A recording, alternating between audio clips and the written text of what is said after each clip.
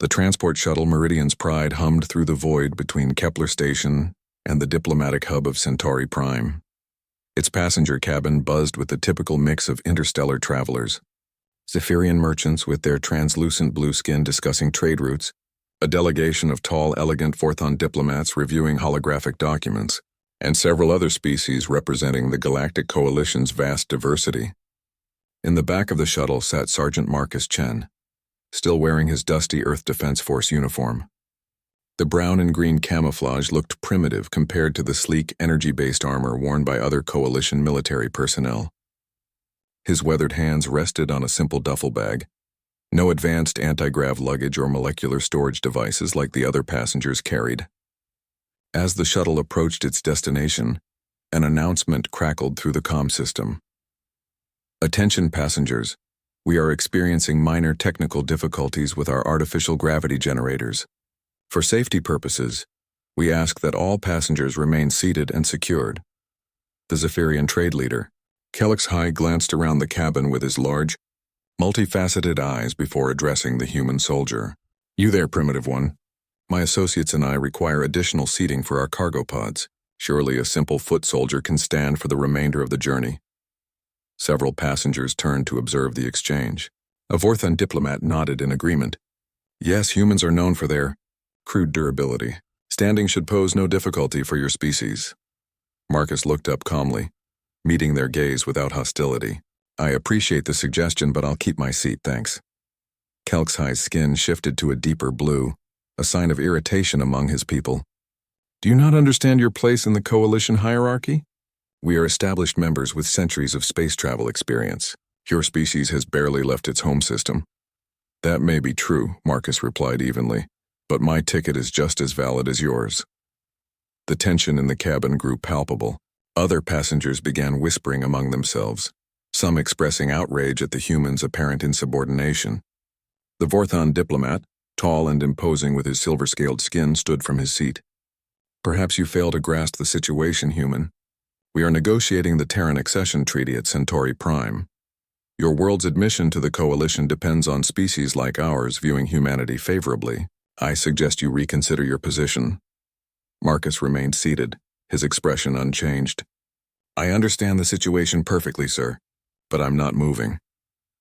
A Rillian passenger, her crystalline features reflecting the cabin lights, chimed in with her musical voice. How stubborn and primitive. This is exactly why many of us question whether humans are ready for Coalition membership. The shuttle's captain, a professional Centaurian with 4 arms and a calm demeanor, emerged from the cockpit. Is there a problem here? HFY pointed a sharp finger at Marcus. This human refuses to show proper respect to his betters. We require his seat for important diplomatic materials.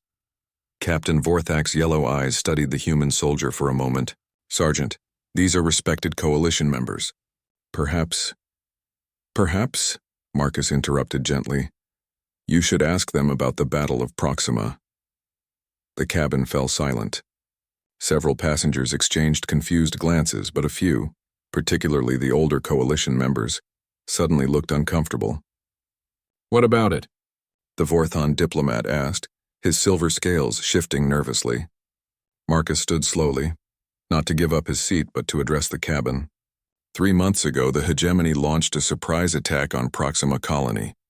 27,000 civilians, Zephyrians, Vorthons, Rillians, Centaurians, and yes, humans, were trapped on the surface as enemy ships blockaded the system.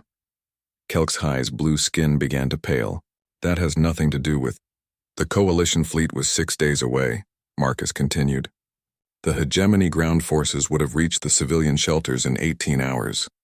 Everyone knew it was a massacre waiting to happen. The shuttle captain's 4 hands fidgeted with his uniform.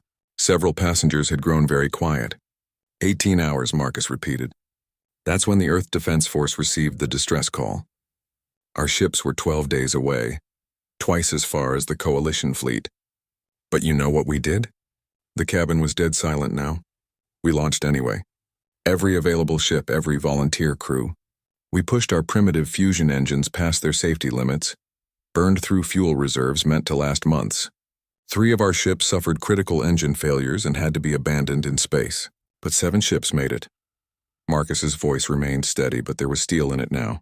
7 human ships against a hegemony battle group. No advanced energy weapons, no quantum shields, no fancy technology. Just humans with nuclear warheads, kinetic weapons, and an absolute refusal to let 27,000 people die on our watch. A Rillian passenger whispered. The Proxima 7. We held the line for 6 days, Marcus continued. Lost 4 ships and 2,000 crew members doing it. But when the coalition fleet finally arrived, those civilians were still alive. All 27,000 of them. The Zephyrian trade leader's skin had turned almost white. Captain Vorthak stood frozen, staring at the human soldier. Now, Marcus said, settling back into his seat, I'm traveling to Centauri Prime because the coalition wants to give me and my surviving crew members some medals for extraordinary valor in defense of galactic peace. Personally, I think we were just doing our jobs, but I figure if I'm good enough to receive coalition honors, I'm good enough to keep my seat on the shuttle. The silence stretched on for several heartbeats. Then, without a word, Kelxhai began moving his cargo pods to make room. The Vorthon diplomat quietly returned to his seat. Other passengers suddenly became very interested in their personal devices. Captain Vorthak approached Marcus, all 4 hands clasped behind his back. Sergeant Chen, I apologize. I didn't realize. I mean, we all heard about Proxima, but I didn't know. Most people don't. Marcus replied simply. We didn't do it for recognition. We did it because it was the right thing to do. As the shuttle completed its approach to Centauri Prime, the atmosphere in the cabin had completely transformed. Passengers who had been dismissive now stole respectful glances at the quiet human soldier. The Rillian passenger who had called him primitive approached hesitantly. Sergeant? Her crystalline voice chimed softly. My sister was on Proxima. In the mining colony, she never told us it was humans who saved them. Marcus looked up at her with a slight smile. Ma'am, when someone's shooting at you, it doesn't matter what species is shooting back. We're all just people trying to get home safe. The shuttle touched down on Centauri Prime with barely a vibration. As passengers began gathering their belongings, Captain Vorthak made an announcement. Ladies and gentlemen, we'll be docking at Terminal 7. Priority disembarkation will be given to Coalition medal recipients.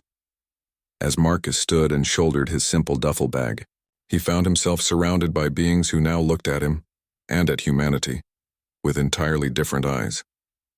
The truth had indeed left them speechless, but it had also opened their minds to a simple reality. Sometimes, the measure of a species isn't found in their technology or their political standing. Sometimes it's found in their willingness to sacrifice everything for people they've never met. The door hissed open, and Sergeant Marcus Chen walked into his new future, one where humanity's place in the galaxy would never again be questioned.